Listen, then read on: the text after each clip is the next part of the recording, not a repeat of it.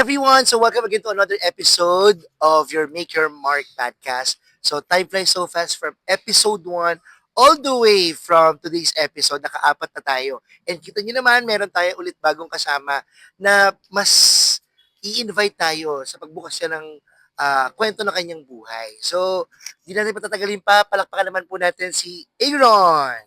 Hey There you go. guys, Yan. hello. So, fresh na fresh no from the previous episodes, puro kabataan yung mga ini-invite natin because I do believe that even if they're young, there's so great stories that they can offer. So, ngayon nga, bago yon, mas maganda na makilala ka muna nila Aaron. So, tell us something about yourself, what you do right now, and yeah, anything na kailangan nilang malaman tungkol sa'yo. Hi guys, I'm Aaron James Cabe. I'm graduating student from University of Makati. And now I'm part of the Youth Ushering Ministry and Love the City Ministry and Comms and Creatives Ministry. Napakadami mo palang ginagawa. So, kung bibilangin natin, you're a scholar, Yeah. of course, a student yun, no? Student scholar, tapos meron kang ministry for about community, that's Love the Yeah. City, ushering, comms, ano yung isa? Ano po, Sa Creatives. creatives, napakadami. So, and how young you are? I'm on 22 po. 22! So, grabe. I remember when I was that age, nag-work na ako. So, ikaw, good exposure for so many extracurricular activities. So, for today's episode, we'll get to know more of a student since nagpasukan na nga. So, napakaganda po na makarinig tayo ng kwento sa isang estudyante. So, sa lahat ng mga nag-back to school dyan, from all the students from junior high all the way from college, yan, galingan ninyo. So, panibagong taon, panibagong academic year. So, kwento mo naman kami, paano nagsimula yung journey mo? Nabanggit nga niya kanina that he's a scholar. So, there is an organization who helps to provide financial assistance to all of the students na magka-qualify doon. Yun nga yung Real Life Foundation. And Aaron is one of the scholars of that foundation. So, kwento mo muna kami paano nagsimula yung journey mo as a scholar. Sige po. 2017 po kasi. Yung parang doon ko po yata part na nalaman na yung about po sa may college assistance program is parang na-scam po si mama. Educational program po siya na parang mag-invest po doon din. Tsaka na lang po makuha kapag college. And na-bankrupt po yata yun and then hindi po talaga nag-push through. So, parang bata pa lang si mama mo, while you are young, nag-start na siya magbigay ng pera doon kasi nga, para pa nag-college ka, kukunin na lang. Opo. So, kung kailangan mo na, Magka-college na po. biglang na-scam na-scam. po. Okay. Then 2018 po, ano po yun, nalaman po ni mama yung sa real life. Then, ano po yun, parang napagkwentuhan lang po sa isang nanay rin po sa may, sa Pembo po yata yun. Tapos, yun po, nag-try po kami ni mama na mag-apply. More on si mama po So, yung, usual kwentuhan lang yan. opo. Okay. Tapos, Yan pa rin chismis na may benefits. yan. No? Doon din po nag-try po kami. More on si mama po naglakad ng papers. Pero ako pa rin po yung sumagot, ganyan, naglakad nung mga kailangan po pasagutan sa leaders tsaka sa teachers, ganyan po. Tapos nag-try rin po, more on si mama nga po nag-process ng mga papers. Tapos kinonect niya lang po sa coordinator dito. Then interview, then house visits, ganyan. More on si mama po talaga yung nag-engage lalo kapag house visit. Kasi po hindi pa May house visit? opo, Wow. mga 2 or 3 beses po yata ako na house Mhm. visit po nun. Yung pangatlo po yung announce na po. Pero informed yun, na. Apo, So, yung informed. sinasabi mong iba, biglaan, susurpresahin ka, bumisita sila. Ay, hindi naman. Okay. Informed So, naman. informed naman. Yes po. Tapos, ayun po, nakapasa po ako doon. Kahit na, nung sa interview, pakiramdam ko palpak yung mga sagot ko, ganyan.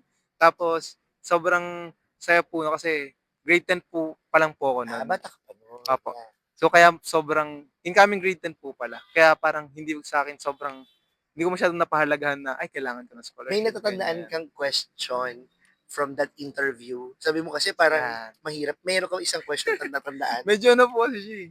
Tawag dito, hindi naman po sobrang anong deep nung mga question. Pero parang nagulat lang ako na ganun yung question nila. Na parang tinanong nila ako kung anong mas malaki, yung bag ni Dora o yung bulsa ni Doraemon.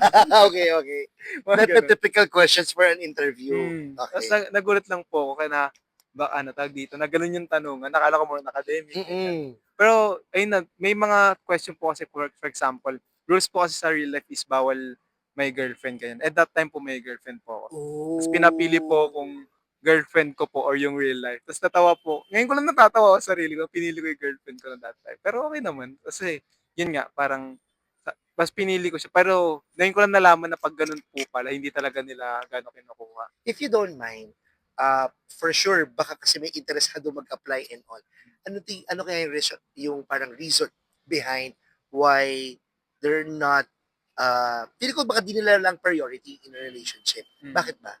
Siguro po, baka po there's some cases before Hmm. na yung masyadong nag-overlap yung love life kaysa education nila. Oh. Na parang, yung love life is mas nag-focus sila doon, ganyan. Tapos, may instances din po na baka po, tawag dito, yun nga po, yung focus ng student is mawala. Pero, ayun nga po, sa akin, that time po kasi talagang nilaban ko po talaga yung girlfriend ko. Pero napasok ka, di ba? Opo, Nakuha ka pa nakapasok din. po ako. Pero, nung lately ko lang po nalaman ba't ako nakapasok. Okay. Hindi rin po talaga dahil sa akin. Okay. So most likely, it's really more of parang ayaw lang nila ng merong distractions. Yeah. The reason why they're not, baka kasi some of our listeners parang, so ang higpit naman nun and all, I do believe that di lang nila in-encourage na in a Yeah, relationship. hindi lang Kasi for example, naisip ko lang bigla, nag-apply, isang estudyante, wala namang girlfriend or boyfriend. Paano at the middle, scholar na siya, tapos bigla siya nagkaroon, tatanggalin ba yung scholarship niya? Hindi na. Hindi naman, di ba? Yeah. So, Like, hindi lang talaga highly encouraged. Aha. Ayun po. So from grade 10 and sabi mo you're a graduating student. Yeah. So how many years ka ng scholar ni real life? 7 years. Wow, 7 grabe. years. So before you became a real life scholar, were you once a scholar from other organizations or other companies Ayun, or wala. other recipients? So first talaga First to. po talaga sa Hindi real ka life. tagasan ka ba? Makati po. Makati. So before na Opo, Taguig ngayon, yeah. hindi ka naging scholar ng Makati or ng Taguig recently. Hindi po. Wow. Ano po, recently na lang po ako nagkaroon ng mga sunod-sunod na scholarship nung college na po ako. Mhm. Ayun po. Yung sa may UMAC po, naging, rin po ako doon. Dean's Lister na, scholar. Then sa Taguiglani po. Mhm. Tapos, ayun po. So the first scholarship foundation who accepted you is Real Life. Yeah. Apo. Yeah, sige. So, ito, meron lang akong inihandang question so that the Sige. audience can learn more about your stories. Ano yung challenges sa buhay mo noon na naging dahilan kung ba't ka nag-apply bilang scholar? Sige. Yes, it has been recommended by your mom and all, pero Mm. nabanggit mo nga kanina na parang dahil na-scam nga siya and all. Yeah. Pero more than that, parang dito mo na-realize na sobrang blessed na naging scholar ako kasi parang ito yung sitwasyon ng life ko na parang mas kailangan na kailangan talaga to. Siguro po nung rin nga po talaga sa akin, si mama nga po. Talagang na-influence niya ako to have scholarship. Tapos eventually, doon ko lang din talaga nalaman and nakita kung bakit niya gusto i-push through talaga. Kasi parang nakikita ko na yun nga sa budget, sa finance, medyo nahihirapan na nga si mama. Kasi po 5 po kami magkakapatid. Ilang ka? Pangalawa po. Yung panganay, nakapagtapos na, nag-work that time. Tapos na po siya. Okay. Hindi. Nag-aaral pa po siya that That time. time. Nung 28. He was a scholar, no? Hindi. Scholar po siya, pero sa church po nung tita ko Okay, naman. okay. Ganun po. Tapos yun po, nag-try rin. Parang nakita ko rin po talaga yung kahalagan. Kasi po parang nakita ko na po si mama nahirapan ng budget, ganyan. Tapos 5 po kami magkakapatid. Then si papa lang po may work that time. So 2 pa po kami 4 po kami Kaya kung pangalawa ka, ang babata ng mga sumunod. Opo. Then yung bunso pa po kasi namin is, po siya, may health condition din po. May Down syndrome po siya. Then may butas po yung heart niya. Tapos like pneumonia, ganyan po, autism. Parang medyo marami po talagang health condition. So parang doon ko rin po talaga nakita na more on, kailangan niya talaga ng scholarship. Kasi kailangan, hindi na kaya nila mama na pagkatapusin pa o ganyan.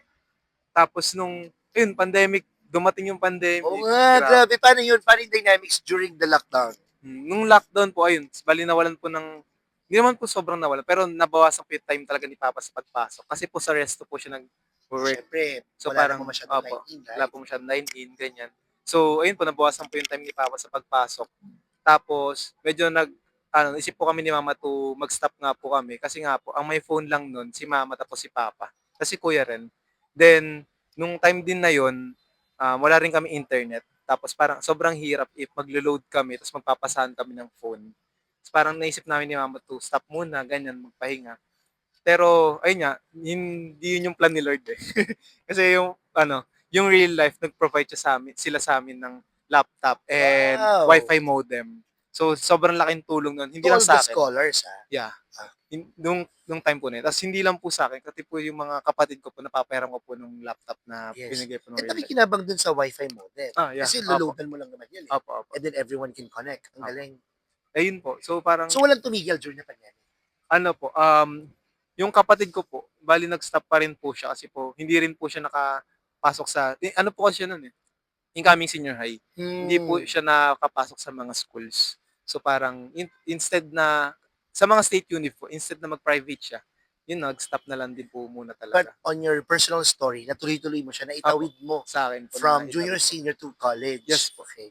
Through, Galing. ano po, dahil din po sa pinrovide po ng real life. Then, hindi lang po yung devices yung pinrovide ng real life, even the grocery during the pandemic. Wow! Then, ayun So po, the family naman, the whole yeah, the family whole family po. benefited. Okay. Grocery sa goods po, pagkain, ganyan. Even nga po yung mga pasabon eh, mga ganun po. Then, mga instant noodles, ganyan. So, sobrang blessed po ako na naging part ako ng real life. Kasi, ayun nga, hindi lang talaga financially yung help nila eh, kasi they want to help talagang holistically, ganyan. And part din po nung, ayun nga po, na pag may small group po ako, tapos even though po yung si mama po, kahit si mama po, nagkaroon rin po siya ng small group that time na kahit papaano, alam kong may tinatakbuhan si mama, napagkikwentuhan si mama, kasi sobrang talagang stressful nung time na yun. Ayun po yan. I see.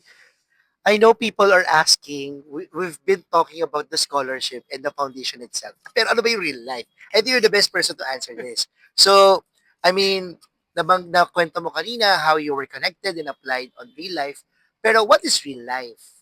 I mean, parang, what are the ways that people can apply? Parang kailangan ba, membro ba siya ng church and all? So, paano kunwari ikaw, sabi mo, 5 kayo magkakapatid. So, if you're a scholar, pwede po mo mag-add ng another member of the family? Yung real life po is a organization po na help students na mapagtapos, ganyan. Nang hindi lang sila nag-help through financial, but they mold their scholars in leadership, integrity, faith, and excellence. And through that, na-help po na lang talagang yung maabot po talaga yung tagline na to Wait. change a life and change the nation. Yung sinabi mo, leadership, integrity, Integrity, faith, and excellence. yun yung life. Yes po. Oh. Yun po yung ibig sabihin ng Leadership, life, integrity, faith, and excellence. excellence. And Yeah. you said earlier, impact. Ano yun? Yung to impact yung life po talaga. Kasi po yung tagline po ng real life is to change a life and change the nation. Wow. Yeah. Parang changing someone's life and then when that life has been changed, it can create a big impact to the nation. Yeah, Ang galing it na. can create a Okay. ripple effect to our Mhm. nation. So, ayun. Then, if you want to apply rin po, I know every December or November po nag-open na po sila for applications, ganyan. And then, yung sa may family naman po, ano lang po, one member of the family lang po yung pwede. Ayun po. Galing. Nakakatuwang isipin that, well, is this organization or foundation connected or affiliated to a church? Yes po. Ano po Mhm. siya? Under po siya ng Victory. Victory. Yes po. So nakakatuwa kasi parang gaya na sabi mo kanina, you've been a member or a volunteer for Love the City. Yes. Nakikita ko kasi siya that it's really a social responsibility of helping those students to have this aid or support para magpatuloy pag-aaral nila. So not necessarily kailangan miyembro ng church. Yes po. Kasi po Diba? nung nag-apply rin po ng real life, hindi po connected dito sa Victory, Mhm. sa EN. So Si open mama talaga rin siya po. for everyone. Opo. Ang galing. Hindi rin po connected si mama, ganyan. Na parang, tawag dito, sinurrender ko lang yung life ko kay Jesus. Nakilala ko lang si Jesus nung part na rin ako ng real life. Kasi parang part of it kasi ng requirements namin is kailangan meron kaming victory group, ganyan, thrice a month. And siguro, nung una, hindi ko siya, Victory group is a Bible study group. yeah, Bible Okay. study group. So, hindi ko siya sobrang masyado sineseryoso before, tinitignan ko lang siya as a requirement. Pero eventually, nag-change rin yung perspective ko na sobrang laking tulong talaga ng victory group. Kasi, doon kami mapagsasabihan ng downs mo, ng ups mo, mga achievements mo. And talagang matututo and mas change yung perspective mo in terms sa life. Yan. Actually, upon saying that, highlight mo pa yung definition ng life. I couldn't agree more that you are a best representation of a scholar who portrays leadership. Kasi nakilala ko si Aaron, actually this year lang, tapos nagkasama kami sa camp, nakita ko talaga not just the potential kasi nandun na mismo Nakita ko yung care, nakita ko yung big influence niya to the members na nililid niya. Integrity-wise, I saw that you're not after for complying a certain task, but the character of who you will become in finishing a certain task. Faith, yes, because you're one of the leaders, of course. An excellent student. Kasi biruin mo, sabi niya kanina, graduating student, tapos yung mga nabanggit ng ministries that is involved, it's not that an easy ministries, ha? It really requires time, effort. Biruin mo, love the city, they will help the communities, nasa comms pa siya in creative. So, hindi yun biro.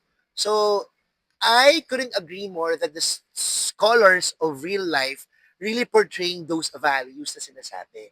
Na parang, you've been changed, and then, being a change agent, it will serve as a great avenue for you to change the nation. Ang galing. Sobrang nakakatawa lang yun kasi, biruin mo pwede naman kasi kumuha ang real life ng scholars within the church. But they're doing their task, their social responsibility to really do an outreach for those who are not connected to the church. Yung way lang nila is to plug in to the community in the church. Yun yung nangyari sa'yo. Yes po. Yes. Galing. So, we all know that scholarship is really a financial aid. Pero more than the financial assistance, sabi ko dito sa inihanda akong question sa'yo, pero ano talaga yung binago ng real life beyond that support sa'yo?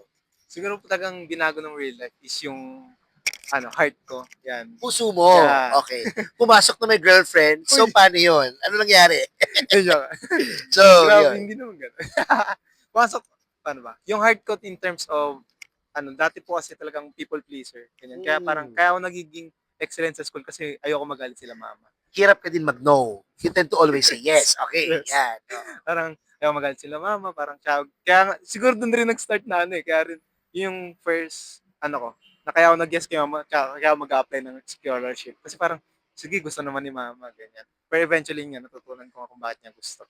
And yun rin yung heart ko. Pero sa real life kasi na-mold talaga yung leadership, integrity, faith, and excellence through yung mga victory groups. Meron pa kami tinatawag na monthly scholars update. Mhm. Ang nangyari doon, monthly kami nag-meeting lahat ng scholars. Then, may word doon, word of God, ganyan. Tapos, fellowship with others. Tapos, may mga life skills training rin kaming ginagawa ron. Like, paano nga ba yung kailangan mong gawin sa ganitong sitwasyon, paano yung mga ganito, ganyan.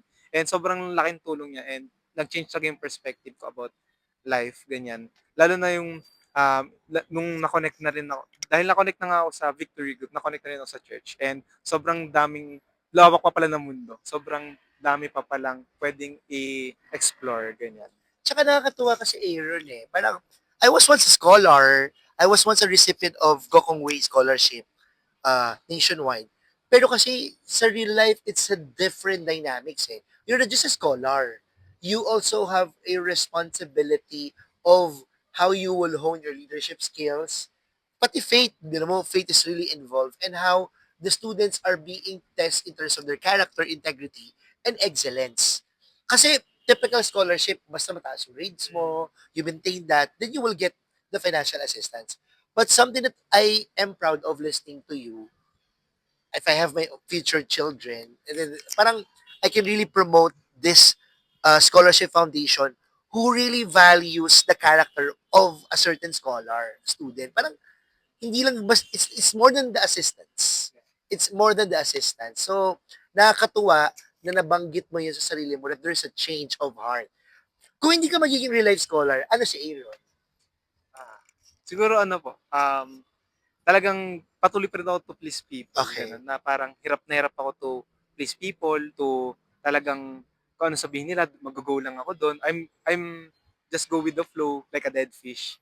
Pero ayun, hindi siguro medyo napunta rin ako sa part na darker side ganyan na kasi yung may mga friends ako na siguro nag-go rin ako dun sa aya nila, mga ganyan. Na hindi ako nag-say no, nag-yes na ako na nag-yes sa mga aya nila. And eventually, baka hindi rin ako talaga ganito.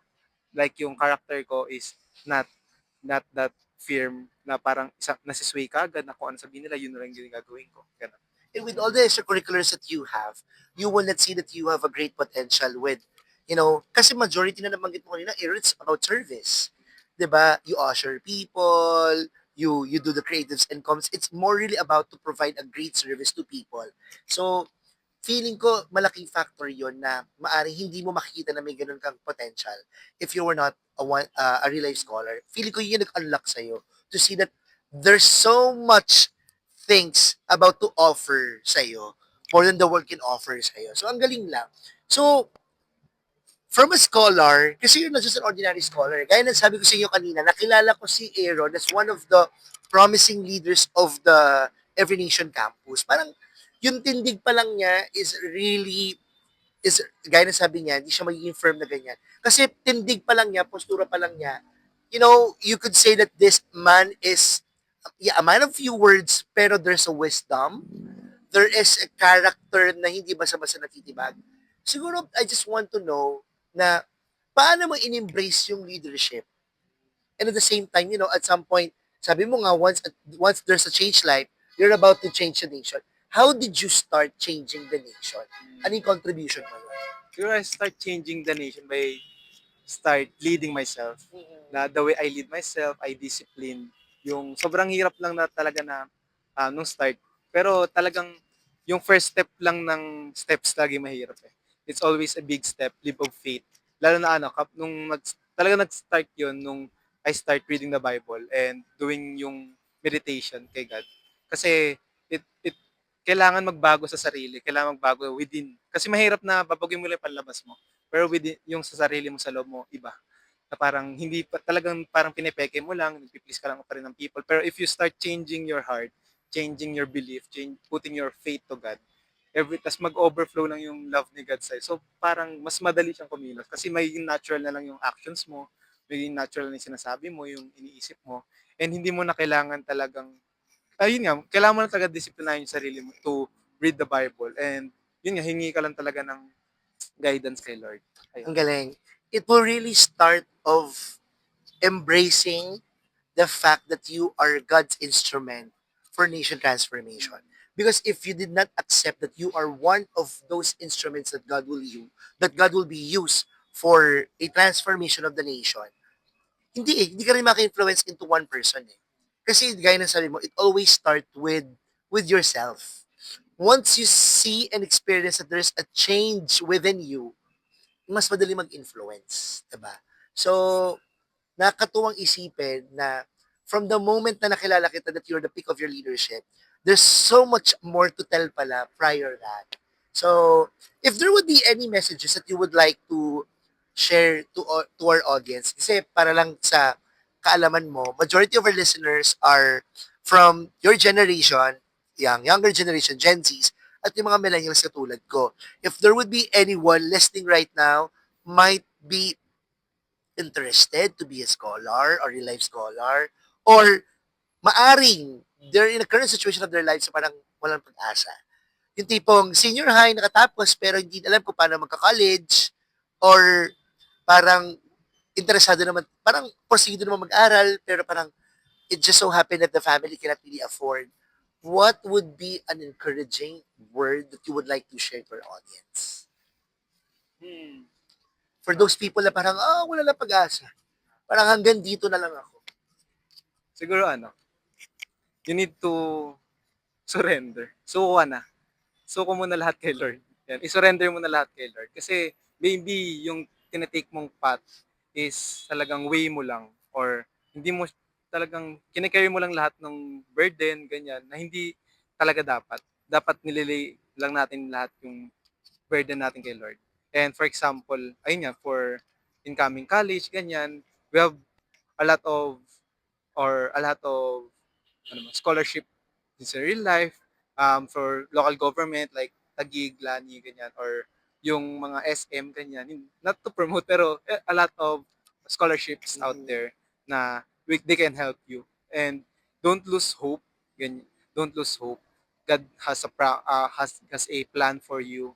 And this plan is not to harm you, but to prosper you. Pero, ayun nga, sobrang talagang, wag natin masyadong mawalan ng pag-asa, and wag natin paano ba, wag tayong masyadong titingin sa bad side. Gano'n ba, tama ba? So ayun, pero I just want you to remind that God is with you and He has plan and He is ahead of you. Ayun.